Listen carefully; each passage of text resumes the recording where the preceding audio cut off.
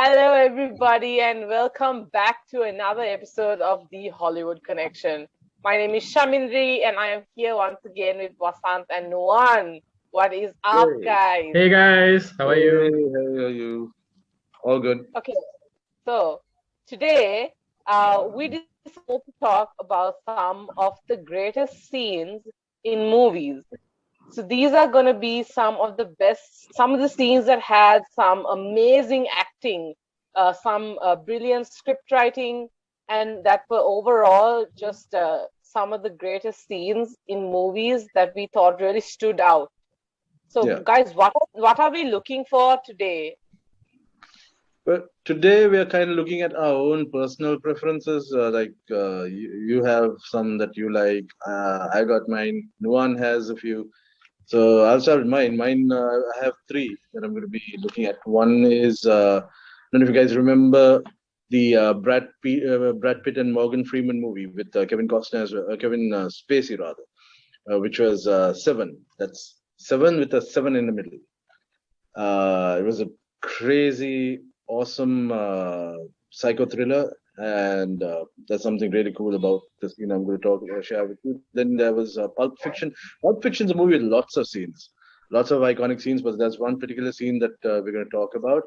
And then there's the Blade Runner scene from a very iconic moment in the movie that set it apart. So my choices are a bit old. Sorry about that, but I have actually been a bit conservative because if I really wanted to go for iconic moments, I would have gone even further back, like Casablanca and Gone with the Wind and Breakfast at Tiffany's. But I was like, no, some people won't remember all those, so let's go with these. Noan, what about you? Yeah, I got two scenes here. One is from American Psycho. That's the movie with Christian Bale. And the other one is from Terminator 2, Judgment Day. Oh wow! So let's see if people can guess what we are gonna pick. Uh, Yeah, yeah. Shavindri, what Okay, about you? uh, so my one's a little more current. So I decided to go with two movies, two Oscar-nominated movies. Hmm. One is Marriage Story, which I absolutely loved, and this particular scene is something that really stood out in the movie. And the other one is from Hidden Figures. And I have a feeling that just by saying those names, people already know which scenes I'm talking about. And I hope Yeah. you guys do because these scenes are amazing on their own. So, shall we get to it? Those who've seen Seven, again, just remind you, it was David Fincher's crazy movie way back. I think it's almost 25 years now. They had the 25th anniversary. Hmm. And Seven was this crazy thriller which starred, like I mentioned, Brad Pitt. You had Morgan Freeman, you had Kevin Spacey, and you also had Gwyneth Paltrow. And this is in the early years of Spacey, Pitt, and Paltrow's careers, whereas Morgan also pretty much. I mean, Morgan Freeman was joined the game quite late, right? In his, Uh, if I remember he correctly, was already sort of an established actor by that point, established no? actor, Yeah, yeah. but He had like not like Shawshank we have. Redemption or all like kind of stuff, right? True, but like I did a little look back at some of the work he's done, and uh, like it's just in the 70s he had like very minor roles, and it's really late 80s and 90s where, and of course the 2000s where he properly grew. But um, Seven was a crazy thriller. I mean, if you guys have watched it, it's these two detectives trying to sort out one mysterious. There's a guy on a killing spree, a serial killer, and you guys are trying to piece together how he operates in order to catch him. And this particular scene will will play a clip for you if maybe and show you. And I'm pretty sure when you see that and see Brad Pitt screaming, "What's in the box?" multiple times, you probably now remember what that scene was. Give me your gun. What's going on over there? Put the gun I down. saw you with the box. What was in the box? Because I envy your normal life. Put the gun down, David. It seems that envy is my sin. Oh, what's in the box? So um, he squeals those 4 words, I think about at least 4 or 5 times, because at this point, Kevin Spacey's character, who's known as John Doe, they never. This is a brilliant thing in that movie. They never disclose what his real name is, but John Doe's finally gets caught, and he has a surprise in store for Brad Pitt's character. And you know, the thing is, when the shocking thing about is you kind of realize what is in the box, but they never show what is in the Yeah, box. yeah. We don't Right? actually see inside it.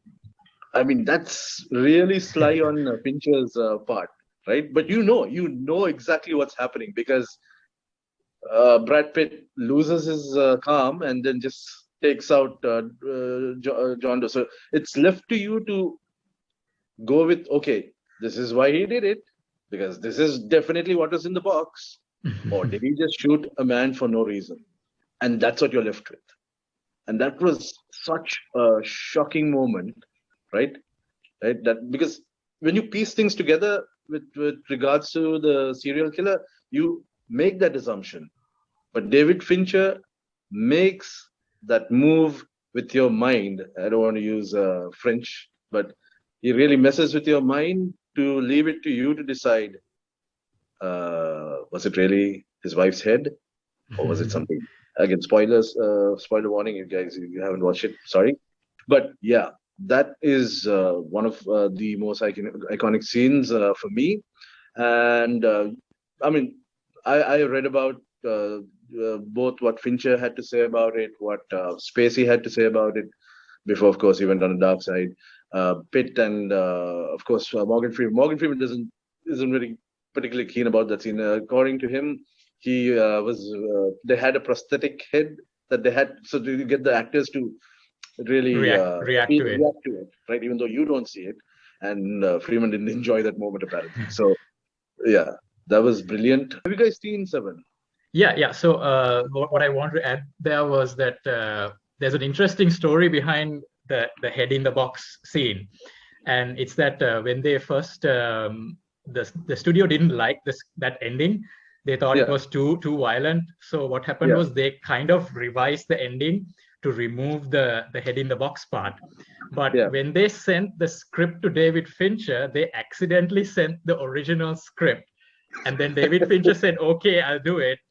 And then later, when they said, no, we can't do this, he was like, no, but I'm only going to direct the movie if you let me have this scene, right? And then Brad Pitt also very famously, I think he backed Fincher. He was like, no, we have to do this. This should be the ending. And then they kind of, they didn't like it, but they went ahead with it anyway. And even throughout, I think even after they filmed it, the studio was very uncomfortable. That's why, so I think originally it was supposed to end where Brad Pitt shoots John Doe, and then it was supposed to cut to black. Right. Yeah. But then they tacked on a little bit at the end to kind of soften the blow, kind of thing. And just think about it, because imagine what David Fincher felt at the time, because he had done Alien 3, which he didn't really enjoy, and he was actually thinking of getting out of the movie business. Imagine if David Fincher didn't direct this movie, and imagine that he may have not done another movie because he was so kind of disillusioned by the whole industry, right? So this scene is actually very important. It's not just a great scene in a really great movie. It's actually very important that it happened the way it did. So yeah, there's a bit of significance to it. Yeah. So my first one is actually the pivotal scene in the movie Marriage Story from 2018, I believe. So it is known as the argument scene. It has become known as the argument scene in Marriage Story. Every day I wake up and I hope you're dead. Dead like if I can guarantee Henry would be okay, I'd hope you get an illness and then get hit by a car and die.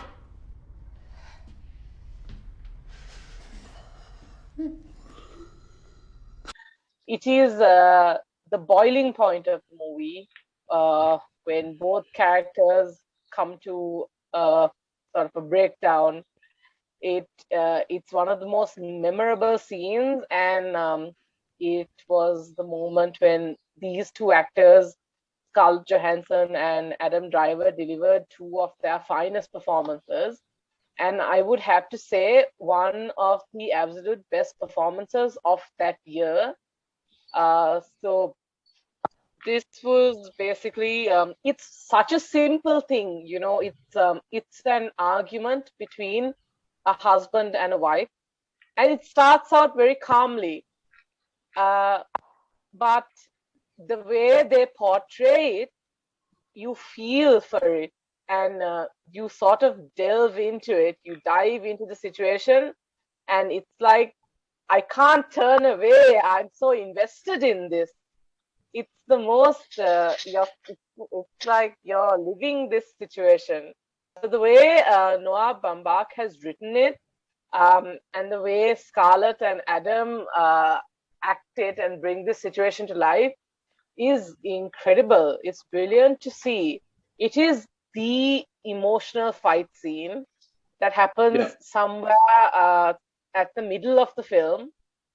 And when I say emotional, I mean thoroughly emotional, because, like I said, it starts very simple as just a conversation, and then it comes crashing through.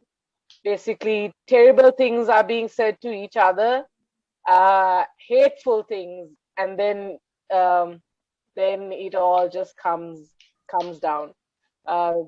They're sad, they're crying, they're feeling sorry, and then there's regret, there's pain, and all of that is portrayed through Adam and Scarlett, and you feel every single moment of their performance, every single moment of that scene.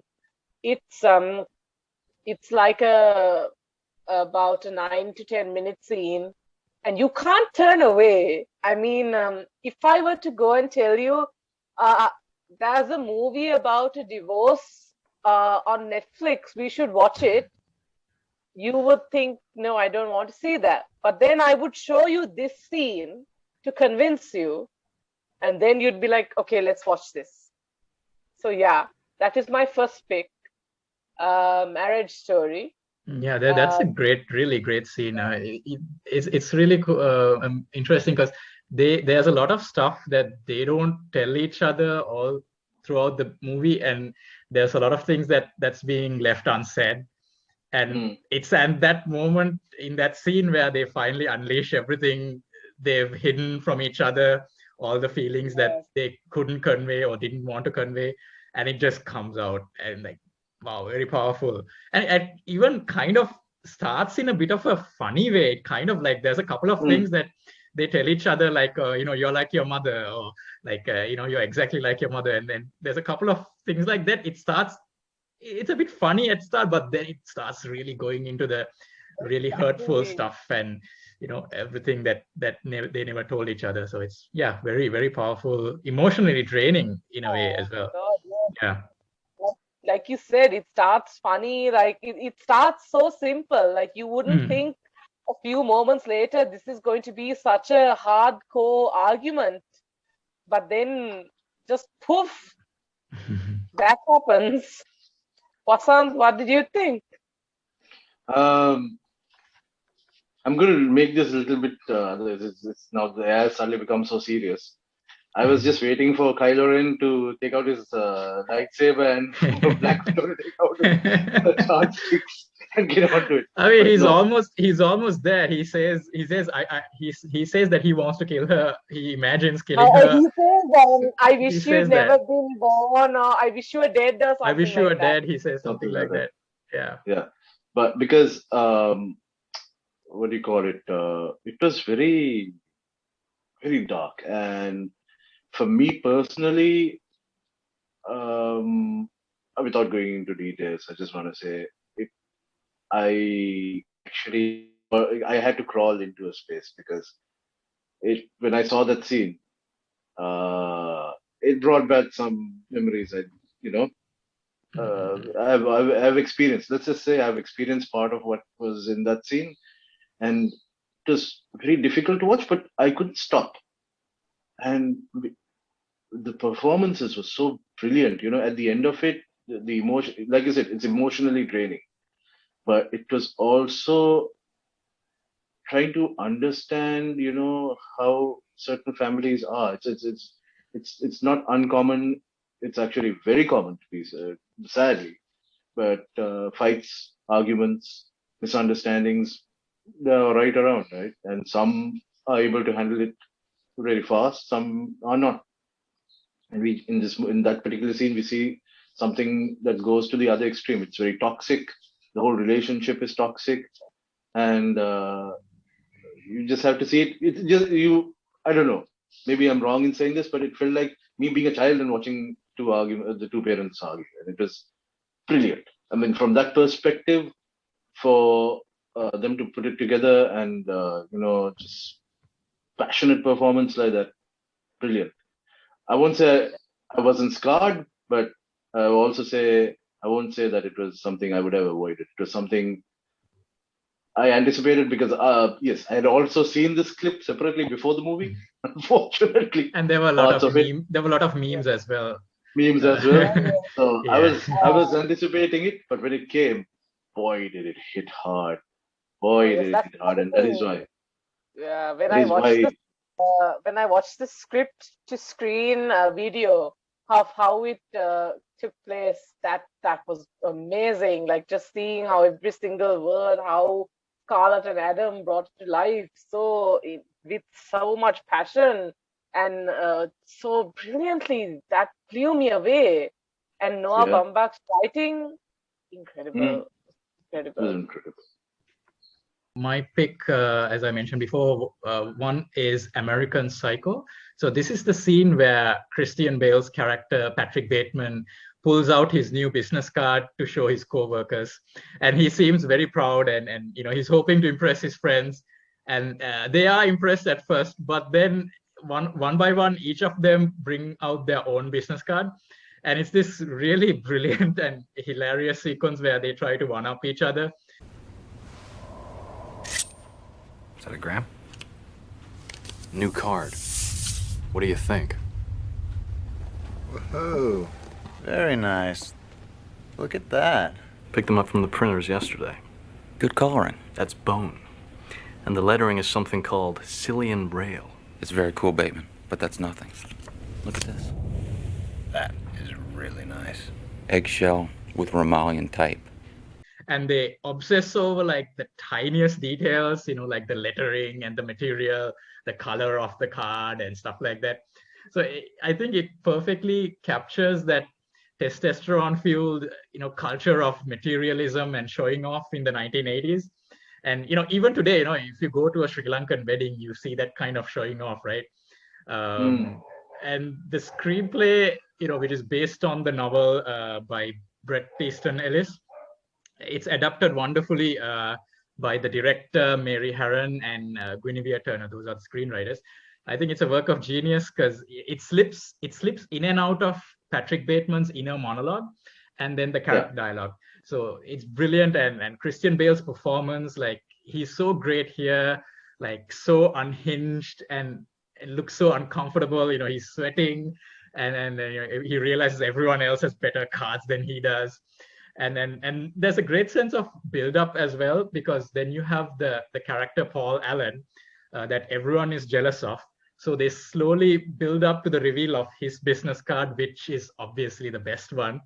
So I think this scene is amazing, and it's been turned into memes. So this has kind of turned into this thing where there's an endless barrage of memes that come out of it. One of the finest works of satire that's ever put to film. So I love this scene. What about you, Vasant? What do you feel about this scene? It also kind of sets up another iconic scene from the movie later down the road, and you can see Christian Bale's character like, all right, but a young wedding then. Gives him a good wedding at the end. Those who don't know what you're talking about. That other scene that you're talking about could have easily been my pick as well. That's Yeah. also a really great scene. But yeah. You can see this is where now that jealousy, anger, along with his whole, psychotic aspect about the, take on life. It all starts. Somewhat starts. It's already been building up, but here is like, well, right, you something we can't say on the video right now. I'm gonna take care of you soon, and in Yeah, a really interesting way. This is where I guess he makes up his mind to, Yeah. go after Paul Allen. Yeah. What was it? What was the music they used? For the Paul Allen scene. Yes, for that particular scene. That scene is Huey Lewis and the News. Lewis and the News. There you go. But that's a different scene. Yeah. Yeah. It starts with that card. It starts with that business card, and the jealousy, the anger, and that's a brilliant movie, man. American Psycho. People treat it as a horror slasher kind of. But it's actually more of a comedy and satire. It's not really. Yeah. It's not meant to be taken seriously. Yeah. And like I was saying at the beginning of chat, that is when it took me a while, but it took me 10 years to realize it was Jared Leto in that in one of those supporting roles, and I was like, holy crap, this guy has been acting for so long. And then the next one. So like I was saying, Pulp Fiction. Like I mentioned at the beginning of this thing, it has so many iconic scenes. It's, you have picked. Yes, so not the one you guys think. It's not Ezekiel 2517. It's instead the scene that has Uma Thurman and John Travolta participating in this particular competition, right? And that's the Jackrabbit Slims dance contest, and it's a very the build up to that is really interesting. Like now in the whole this you have this weird romance between the two of them. It's a very abusive relationship. Also, I mean, not as toxic as a Marriage Story, but weird in other ways. I mean, one guy is a gangster, the other one's a drug addict, and they both need each other. And it's his boss's wife as well. And his boss's wife. Oh yes. Yeah. So there's a big debate about what he should do or what he shouldn't do. Yeah. So at this point, it's like, you know what? Let's just go hang out. They have a bit of an argument before that, but then they finally decide, you know what? Let's just go hang out. And they go to this restaurant, and Jackrabbit Slims, and then there's a dance contest that's happening. There's a big dance floor in the middle, and it is one of the most brilliantly choreographed dance scenes I've ever seen. Now, first of all, apparently, according to what I read, neither of these two actors had like any particular plan per se. They were like, all right, this is what we want you guys to do. The music's going to be 50s themed, so you guys have to work it out on that aspect. And I believe John Travolta brought his chops from Greece. Uma Thurman just went along for the ride, and it was all improvised. It was all improvised. It was a teenage wedding, and the old folks wished them well. You could see that Pierre did truly love the mademoiselle. They kept going along, Thurman matching Travolta's moves, Travolta then leading mostly, and it was mostly based on the twist from the 60s. And there were a lot of variations. Apparently, according to a choreographer that I read about, she says that there were variations that came out of the twist that we seen in the scene. Apparently, there's something called the monkey, the swim, and the Batman. Now, this is something that was like later on, because I'm sure DC had an issue, it became the Betusi, changing to the Betusi, that particular move. But it was two actors who were told, go ahead, do this. And then they just went for it. So the Betusi is a scene from, I'm pretty sure if you guys have watched the Adam West Batman series, it's also a very heavily memed thing, but the little dance scene that Batman pulls off, right? In one of the episodes. So that's what's called the Betusi. And so these guys, I don't think, this was well before Batman Forever, right? Yeah, So I'm I guessing don't it know if, was a year or two before. well, before. So I don't know if Uma Thurman's trying to see something there, but yes, she pulled it off. And the camera movement, the music, and them losing themselves, it's just breathtaking. That whole scene is brilliant. The music, it just takes you back to a simpler time. Even the restaurant they're in is a 50s, 60s theme. So you could forgive yourself for losing yourself into thinking, oh wait, am I watching Pulp Fiction or is there something else on? Right? I think Well, like so I think Tarantino is like a big fan of that 50s, 60s culture. So that's exactly probably where that comes from. He where it puts a comes lot of from. his music choices and a lot of stuff in the background, like commercials and things like that. Like he Yeah. uses a lot of stuff. Actually, I didn't Now, know when you said that they didn't really have a plan for what they were going to do. They just kind of improvised. I didn't know that. well, in the plan, in sense, all they were told us is the music, the theme is going to be 50s, 60s based restaurant, and it's going to be a competition that you guys had to participate, where the music's also going to be in that particular genre. And and like you said, it was Tarantino who wanted to. His intention for doing all that was to pay tribute to various scenes from movies in that particular uh, from that era. One of the most obvious ones is Jean-Luc Godard's One Day Apart. That's a movie from a French movie, and that in particular is what Tarantino was going with. But later on, in later interviews, Travolta said a lot of it. They just were like, okay, I've done some of this. I've done this in Saturday. No, sorry, not Saturday Night Fever. It was Grease. So I'm going to lead. You follow. And so that's what happened. And it's brilliant because if you watch a lot of subsequent interviews, you'll see it was really something that they had not planned for. Or what happened was just brilliant. And again, it's not just a dance; it's the way it's been shot. There's a reason Tarantino is what he is, an icon of a director. And the way he shoots it, the way the camera goes around the two of them, the music, you just lose yourself in that moment. You forget all the violence because this Pulp Fiction is a movie that's heavy in violence, heavy in all kinds of. It is a very dark comedy. But at that moment, it's just the two of them, and you're lost in that moment, and that's why I love it. Exactly. So Yeah. yeah, you guys.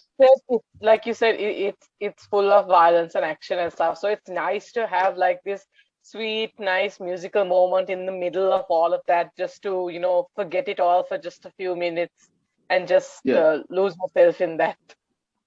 Yeah, and nobody expects that from Tarantino because if you watch Reservoir Dogs, watch some of the other movies, Dawn of the Dead, was it Dawn of the Dead? Yes, no, You mean I Death think I'm Proof? mixing it up. You mean Death Proof?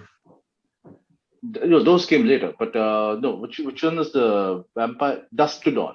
Dusk Watch Till Dusk Dawn. to Yeah, Dusk Dawn, Till Dawn. right? Dusk to Dawn also has the whole sleazy scene in the beginning. But if you look at all those, there's nothing sweet about any of these movies. But this was even one of the more recent movies, Inglourious Bastards. That thing is like beginning to end. It's just the worst ways you can harm somebody. But in this, I don't know what apart from his wanting to pay that tribute, I I don't know what else was his reasoning. But it was a very rare thing to see from Tarantino, and that's why to me that particular scene, among all the other scenes in Pulp Fiction, stands out. So my next scene is from the movie Hidden Figures from 2016. And this scene is actually more of a monologue. It is an incredible performance by Taraji P. Henson. There are no colored bathrooms in this building or any building outside the West Campus, which is half a mile away. Did you know that? I have to walk to Timbuktu just to relieve myself. And I can't use one of the handy bikes. Picture that, Mr. Harrison. My uniform, skirt below my knees, my heels, and a simple string of pearls. Well, I don't own pearls. Lord knows you don't pay colors enough to afford pearls. So it starts like this. When NASA scientist, Katherine Johnson, colored NASA scientist,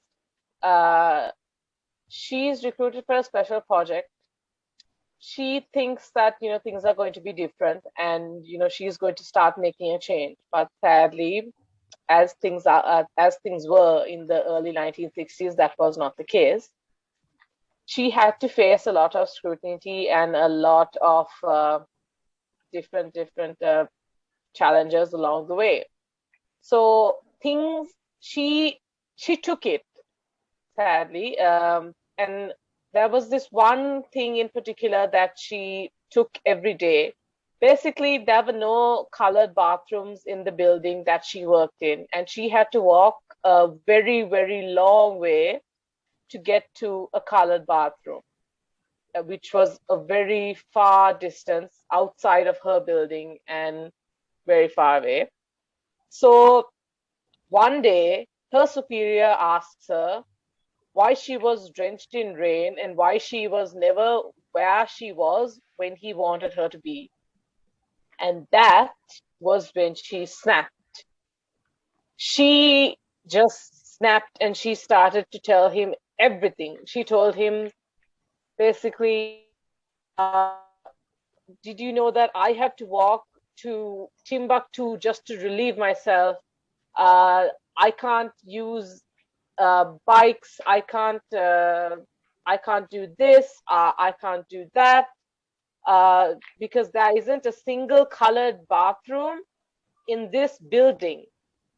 This was such a powerful moment for Catherine because after all this time, she had kept her mouth shut. She had taken it from all these white men, but she wasn't going to take it anymore. And keep in mind, this was the early 1960s. This was NASA. This was Virginia. And she was a female surrounded by these white men who could easily have her fired or like worse. But she stood up to them. She told them what the case was and she told them, excuse me, but this is how it is. You expect me to be here, but how can I do that if y'all don't treat me right?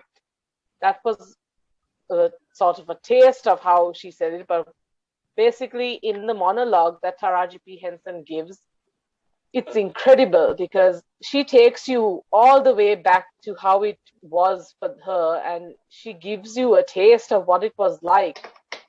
It was such a brilliant performance, not just in that scene, but in that entire movie.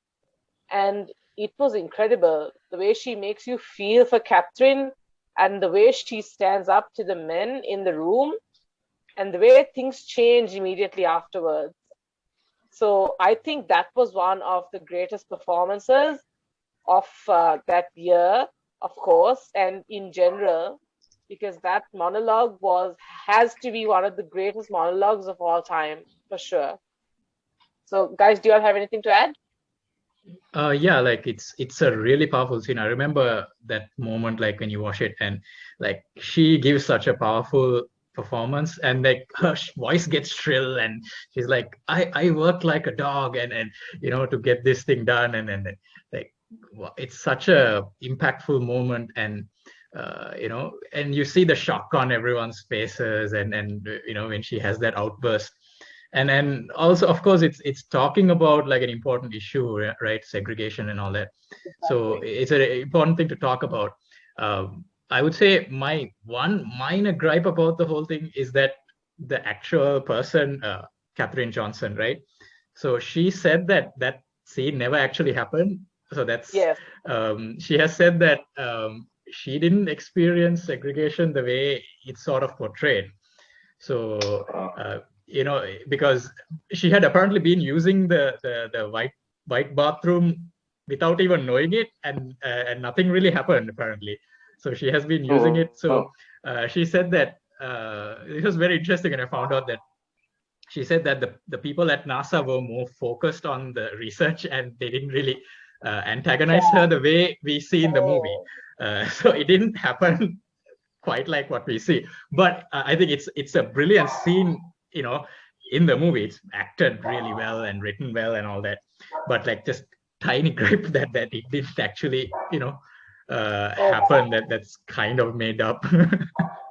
Yeah. That's true though. That is, but the fact that even though it was made up, I think it was a great theme. But I had no idea it was made up though. Yeah, but because I was actually watching, like reading an interview that she gave, the actual person. She was like, "That's not how it was," but it was an issue at the time, so I get why it's sort of.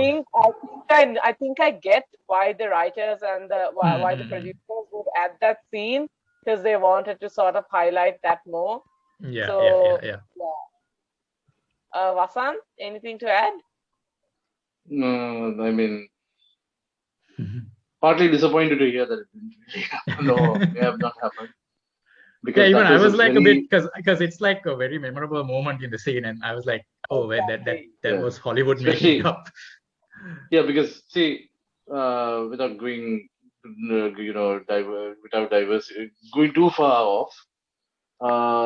This is where certain things I'm not very big fan of in Hollywood comes into play, but strictly on the merit of the movie itself, on the script writing, brilliant scene. It was a very well, while that may not have happened in that particular scenario in real life, it was happening at that time around the country.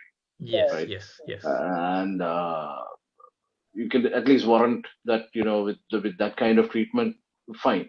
This is just a reflection of what was going on in America at that particular time, and we leave it at that. And it would have been a struggle for so many African Americans during that particular time, to have to go through that kind of suffering and all of that, and then for one of them to snap and finally yell and say, "What the hell? Yeah, treat me like." It's probably something a lot of people went through at that time, even though that particular person may not have have gone through it. So strictly on the merit and on the basis of that particular aspect of screenwriting and acting, the performance, brilliant scene. Beyond that, well, I'm not going to go into that, not on this particular episode of our discussion. But that's as much as I'm going to go and say. Okay, my next scene is, I think everyone would probably know what this is. I mean, this is a scene from Terminator 2 Judgment Day. So we've all watched it, arguably the greatest action movie of all time. And there are so many memorable moments. Any of them could easily be my pick here, but the scene that always gets me every time is the scene where they, after they blow up Cyberdyne and there's a big epic car chase, and they finally defeat the villain, the T-1000, and they destroy the microchip from the first movie. And Arnold Schwarzenegger's character turns to Sarah Connor and he says, "There's one more chip that has to be destroyed." Sorry.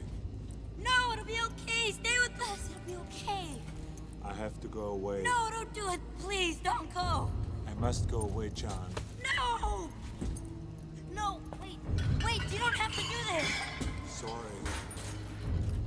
No, don't do it. Don't go.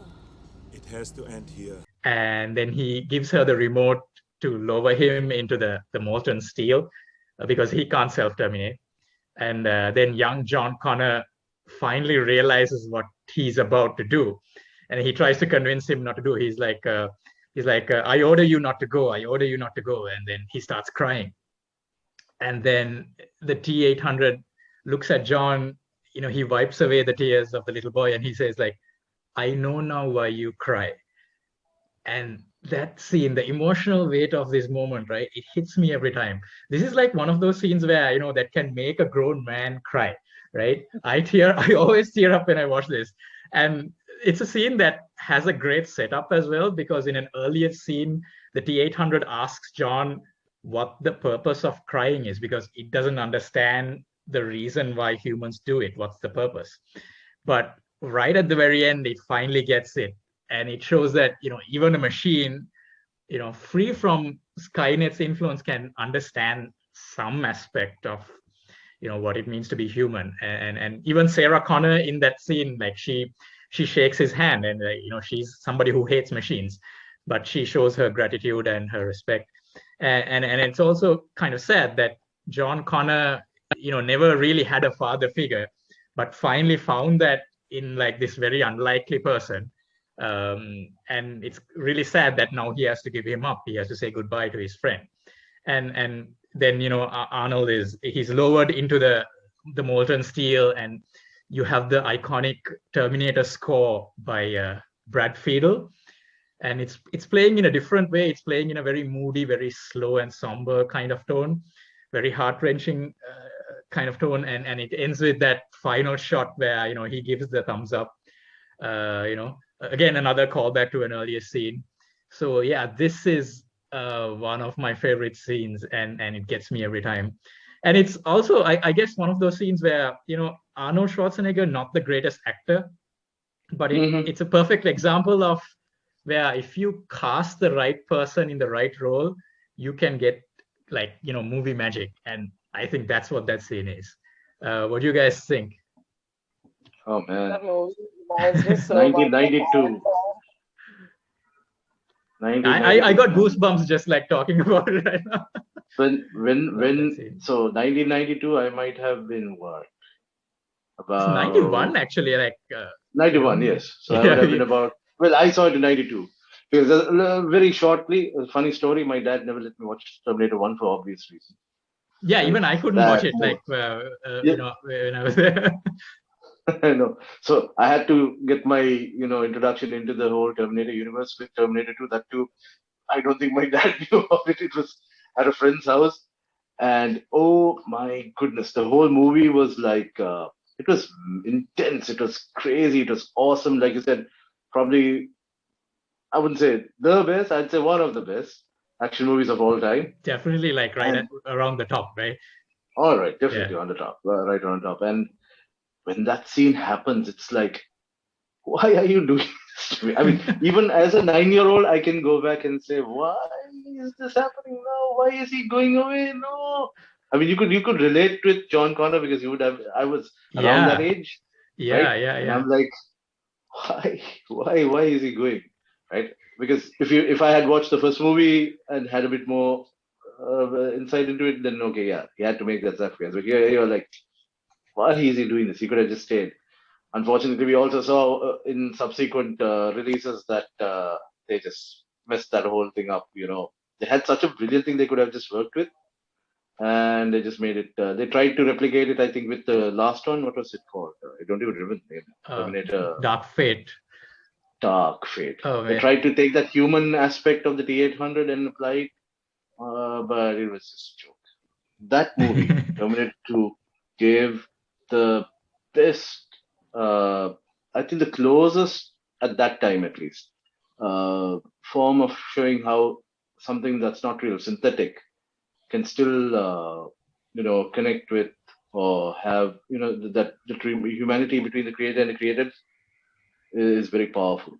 The scene I'm going to talk about also is going to relate to that in a certain way, but that, man, and like you said, I was in tears. I was like, when he said "Hasta la vista, baby" at the end, I was like, devastated. My friend is too far away from here, so I don't know if you'd vouch, but I think I cried. I mean, I still tear up like when I watch that scene. It still gets to me. Such a great scene. Such a great scene. It always reminds me a lot of Iron Giant. I remember noticing in Ready Player One, there was a reference to Terminator 2. Iron Giant, when he dies or when he's pushed off a cliff, he falls into the lava, and there's the famous thumbs up, and as he's going into the lava. I remember that. Yeah, I remember seeing that in the theater, and I was like, wow, I cheered. I was like, oh, that's the scene from T2. Are you gonna cry now? No. And you mentioned Iron Giant as well, right, Shamindri? I always think of Iron Giant when I think of when I see that scene from Terminator, because I mean, think of the Bond in Terminator 2, and the bond with Iron Giant, and it's always it's somewhat similar, right? Needing a father figure or needing a friend. Both movies have that connection, have that exact somewhat same storyline, right? And in the end, sadly, like losing that friend. So it always reminds me of that movie for that reason. Yeah, that's an Brilliant. interesting parallel. Yeah. Yeah, that was awesome. I'm going to start with the line and then have you guys guess what it is. I've seen things you people wouldn't believe. Attack ships on fire off the shoulder of Orion. I watched sea beams glitter in the dark near the Tannhauser Gate. All these moments will be lost in time like tears in rain. Time to die. Quite an experience to live in fear, isn't it? That's what it is to be a slave.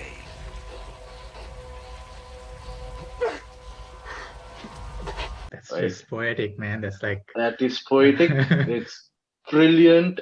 I mean, so you were talking about how machines in T2 you were talking about how a machine finally starts to understand certain things about humans, and here you have replicants. Replicants aren't machines per se; they're more like clones, but again, use like machines. And then the sad thing is, this is the only glimpse you get outside of the city in Blade Runner. That this is the only glimpse of the world or the universe, so to speak, of the Blade Runner universe, and it's a massive universe, right? Because what he's talking about, off the shoulder of Orion. So basically, you find out that the replicants are being destroyed in this movie because the replicants were being used. They were being sent far off into different star systems and all of that for humanity to expand, and it was the replicants doing all the work. Yeah, it was like a slave labor force, right? Slave labor force, right? And this universe is massive, and that is why I think certain people initially didn't enjoy Blade Runner, because when it was released, Blade Runner wasn't a hit right at the beginning. It became a cult classic as time went by, because all you have is it's like a story of contained within a city where a guy has to go and take care of business. Now, in this particular case, business being destroying replicants, because replicants started rebelling against the humans, and so there was a law that was passed where replicants could no longer be allowed. So a Blade Runner is basically an officer of the law who has been assigned to take care of replicants. Anywhere that's where replicant has been detected, he has to go in and take them out. And here you have him dealing with Rutger Hauer's character. Rutger Hauer, rest in peace. Brilliant scene, because if you watch the movie, Rutger Hauer has a very small part in it towards the latter part of the movie, but he steals the entire movie. I mean, he that one scene, at one moment, he steals everything, even from Harrison Ford's Deckard, right? Because Harrison Ford Deckard is this, Harrison Ford himself, always grouchy, growly, all of that. But Rutger Hauer's character, because see, for a brief, this movie plays with your emotions when it comes to replicants. There are certain aspects where you think replicants are the dangerous things that they need to be taken out or have to be taken out. But then, because there are certain scenes where you see that. But at the same time, you also see the relationships that Deckard builds as he goes along, including the love interest who's actually a replicant as well. And then you start seeing the humanity in the replicant, and that is brought to the fore in this scene. So at this point, again, if you haven't seen this, I'm sorry, it's been so many years. It's now almost 40 years. It'll be 40 years next year in June. So you had your chance to watch it, but this is at the end when Deckard is hunting down Roy Batty, the character played by Rutger Hauer. And at that point, Roy is cornered. He has already broken Deckard's hand. They've had the fight and all of that. But at the end, he just wants to end all of this. He's done. He's tired of running. He's exhausted. And this is a replicant. I mean, pure irony right there. Right? This is a replicant who's like, I'm done. Right? I just want to leave you with these last few words. And the beauty about these last few words is these were not the original words in the script.